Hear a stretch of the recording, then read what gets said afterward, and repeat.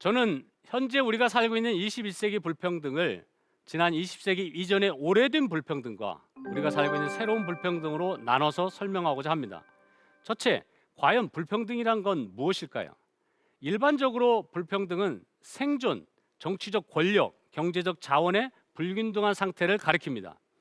인류 역사상 생존, 권력, 경제적 자원 등 세 가지 요소를 둘러싼 사회 투쟁은 끝없이 지속되었습니다. 첫째, 생존의 불평등을 보겠습니다. 주로 아동 사망률이나 출생 당시의 건강 상태 등, 그리고 사망률, 그리고 기대 수명, 그리고 건강 상태 등의 불평등을 가리킵니다. 인간의 기대 수명과 건강은 타고난 유전도 있지만 사회 구조의 영향을 받습니다. 대부분의 사회에서 권력과 부를 많이 가진 계층이 더 오래 살고 건강과 영양 상태가 좋습니다. 상대적으로 부유한 나라들이 유아 사망률이 낮습니다. 산업혁명 이후에 경제적으로 풍요로워지고 의료기술이 놀랍게 발전했기 때문에 생존 불평등이 전 세계적으로 많이 줄어든 것도 사실입니다. 하지만 생존 불평등이 완전히 사라진 것은 아닙니다. 선진국과 아프리카의 기대 수명은 무려 20년 정도의 차이가 납니다. 한국에서도 서울 서초구의 기대 수명이 가장 높은데 강원도 화천군에 비교하면 10년 이상 높습니다. 두 번째, 정치적 불평등입니다. 이는 주로 법률적 권리나 투표권, 세금이나 전쟁의 결정, 정치 참여에 따른 참여와 배제의 불평등을 가리킵니다. 그동안 인류 역사에서는 항상 왕이 다스리는 군주제가 대부분의 정치 권력 구조를 결정하는 시스템이었습니다. 그러나 영국혁명, 미국혁명, 프랑스혁명 이후에 정치적인 평등을 주장하는 사회 투쟁이 확산되었습니다. 물론 아직도 사우디아라비아 같은 왕정 국가도 있고 러시아나 중국 등에선 선거제도가 제대로 작동되지 않는 나라도 있습니다. 물론 미국이나 유럽에서도 선진적인 민주국가에서도 아직도 부유한 남자들이 정치와 정책 결정에 더 큰 영향력을 행사합니다. 그러나 인류 역사를 돌이켜보면 19세기 여성의 참정권 운동이나 1960년대 미국의 흑인 인권 운동에서 볼 수 있듯이 정치적 권리 요구 운동은 지속적으로 발전했습니다. 우리 한국에서도 1948년 정부 수립과 함께 투표권이 부여됐습니다. 박정희 정부 시절에 일시적으로 투표권이 제한됐지만 1987년 이후에는 정치적 평등이 실현되었습니다. 그러나 여전히 우리 한국 사회에서는 보편적인 선거권과 별도로 부유층과 기업의 정치 영향력이 크고 상대적으로 저소득층의 투표율은 낮아지고 있다는 것이 정치학자들의 분석입니다. 특히 정치 엘리트들인 국회의원들이 주로 고학력 중년 남성이 많고 여성과 청년들이 참여율 비율이 매우 낮다는 점이 지적받고 있습니다. 세 번째, 어쩌면 가장 중요하게도 경제적 불평등입니다. 경제적 불평등은 보통 소득, 저축, 자산의 불평등을 의미합니다. 역사적으로 가장 치열한 정치 갈등은 경제적 불평등에서 비롯되었습니다. 고대 아테네 시대에 솔론의 개혁이 있었고 부유층과 빈곤층의 격차를 줄이기 위한 여러 가지 정치적인 갈등들이 있었습니다. 고대 로마 시대의 그라쿠스 형제의 토지 개혁도 그렇습니다. 그래서 유명한 고대 로마의 역사가 플루타르코스는 부자와 가난한 자의 불균형은 모든 공화국의 가장 오랜 치명적 우환이다 이렇게 말했습니다.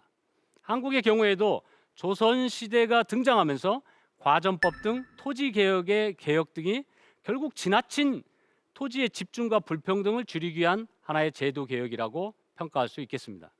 그러면 영국, 미국 이런 현대적인 혁명에서 정치적 불평등을 해결하기 위해서 보통 선거권을 주장하는 운동은 일어났지만 사실상 경제적 불평등은 큰 관심을 끌지 못했습니다. 혁명 이후에도 재산제도가 거의 변하지 않았기 때문입니다.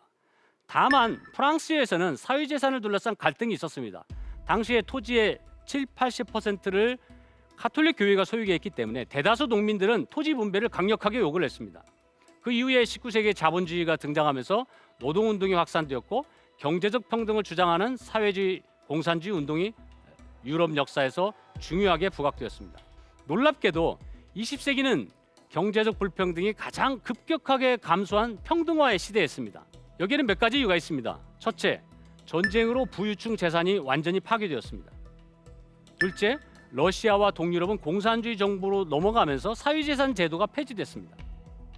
셋째, 서유럽에서는 복지국가가 등장하면서 모든 사람을 위한 공교육이나 건강보험, 노령연금, 실업보험 등 사회보장제도가 제공되었습니다. 넷째, 한국, 일본, 대만, 중국 등 동아시아 국가에서는 토지개혁이 이루어지면서 지주의 재산이 없어지고 대규모 자장농, 평등한 농민들이 주류가 되는 사회가 등장했습니다. 이런 점에서 2차 세계대전 이후 1945년부터 1975년까지는 경제적 평등 수준이 전 세계적으로 가장 높은 수준을 보여준 역사적 시기라고 평가할 수 있겠습니다. 그러나 20세기 후반에 와서 변화가 일어났습니다. 특히 생존 불평등, 정치 불평등은 낮아졌지만 경제 불평등이 1975년 이후부터 급증하기 시작했습니다.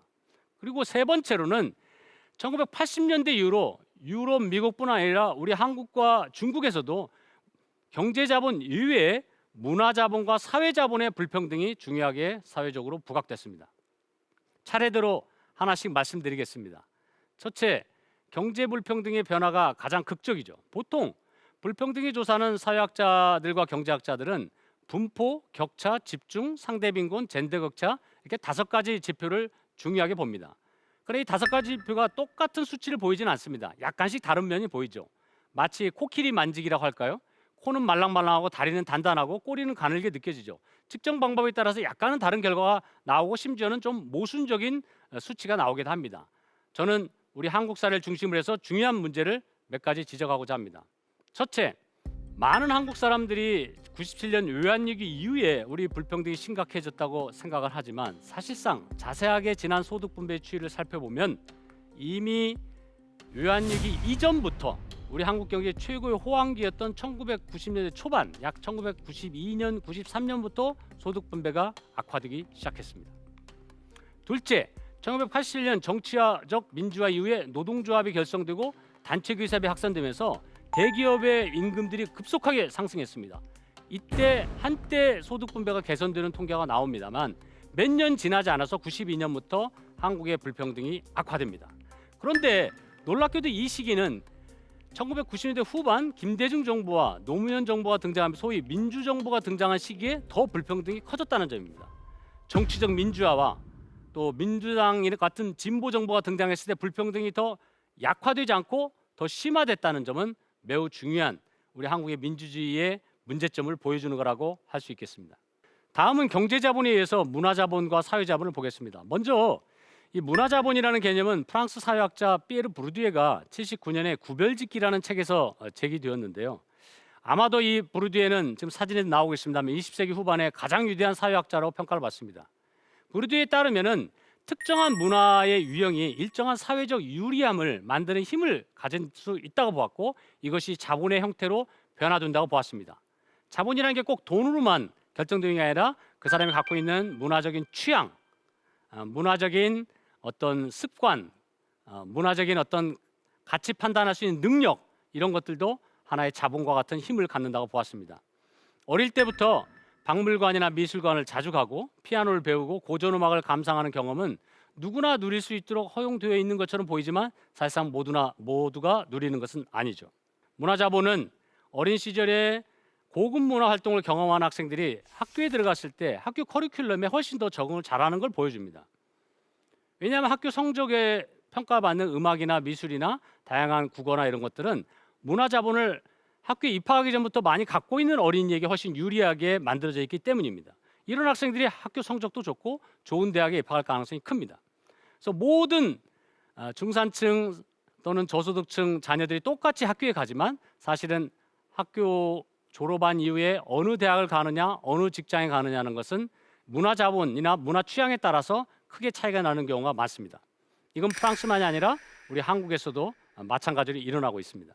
우리 한국의 문화자본의 구별짓기는 1990년대 이후에 소비자본주의가 발전하면서 더 아주 두드러지게 나타나는데요. 여긴 중요한 3가지 특징이 있습니다. 첫째, 한국은 상류층과 중산층의 문화 차이가 프랑스는 아주 큽니다. 그러나 한국에서는 중간 계급이 상류층을 모방하려고 굉장히 노력합니다. 특히 영어 교육과 예술 교육에 중산층들이 관심이 많습니다. 그래서 한국의 교육은 중산층 교육은 없고 상류층 교육만 존재한다. 뭐 이런 말이 있을 정도입니다. 당연히 사교육비 지출이 세계 최고 수준입니다. 두 번째, 한국의 문화자본의 축적은 프랑스와 같이 장기적이고 추상적 가치를 이해하는 방식이 아니라 단기적이고 과시적인 문화자본의 습득에 주력합니다. 피아노 학원, 미술 학원, 예술 교육 성행하고 있고 더 나아가서는 패션이나 외식, 성형수술, 미모를 통한 외모 경쟁도 치열합니다. 세 번째 특징은 문화자본의 축적이 아주 어린 시절부터 시작한다는 겁니다. 영어 유치원이나 국제 학교나 아주 어린 나이부터 다양한 문화적 취향을 전수하기 위해서 우리 한국의 중산층들이 경쟁하고 있습니다. 다음으로 사회자본에 의한 불평등입니다. 사회자본이라는 개념은 사람들이 가지고 있는 사회적 네트워크의 중요성을 강조합니다. 경제자본, 문화자본과 마찬가지로 사회자본도 상당히 배타적 속성을 갖습니다. 물론 미국의 사회학자인 퍼트남 같은 교수는 사회자본이 많으면 일반적으로 사회적 신뢰나 민주주의가 발전한다 이렇게 주장하기도 했습니다. 그러나 피에르 부르디에는 특정한 집단 내부의 폐쇄적 속성을 가진 사회적 연줄망에 주목했습니다. 사람들은 집단 내부자끼리 챙겨주고 공통의 이익을 옹호하기 위해서 사회적 커넥션을 적극적으로 활용합니다. 대표적으로 학벌주의를 들 수 있습니다. 미국이나 프랑스도 마찬가지지만 우리 한국의 학벌주의도 배타적인 사회적 네트워크의 특성을 보여줍니다. 서로 같은 대학 출신이라는 이유로 인맥을 형성하고 다른 대학 출신들을 차별화합니다. 심지어는 부모의 학력 자본이 사회 자본이 되는 경우도 있습니다. 자녀의 대학 입학의 스펙 관리나 졸업 후에 기업의 인턴 채용이나 취업 기회도 부모의 사회 자본이 영향을 주고 그리고 세습이 드는 겁니다. 한국의 사회 자본에 관해서는 세 가지 중요한 특징이 발견됩니다. 첫째, 누구나 연결되는 소셜 미디어 시대에서 사회 자본이 더 이상 폐쇄되지 않다 이렇게 생각할 수도 있습니다. 물론 재벌 최고 경영자가 운영하는 소셜 미디어에 내가 연결됐다고 해서 정말 우리가 폐쇄적 계급 사회에 사는 것이 아닐까요? 소셜 미디어 친구가 정말 우리들의 진짜 친구일까요? 아니면 아닐 거라고 생각하는 사람도 많을 겁니다. 두 번째, 고학력 고소득 전문직 관리직 계층은 서로 아주 잘 알고 있고 같은 학교를 졸업했다는 것뿐만 아니라 서로 긴밀하게 사회적인 활동에서 연결되어 있습니다. 그러나 저학력 저소득 생산직 노동자들은 서로 잘 알고 있지만 이 부모의 사회 자본이 자녀들에게 똑같이 전승되는 경우가 많습니다. 세 번째, 가장 중요한 점인데 최상위 무유층들은 매우 특별한 사회적 연줄망을 갖고 있습니다. 보통 사람들이 접근하기가 어렵습니다. 잘 알지도 못합니다.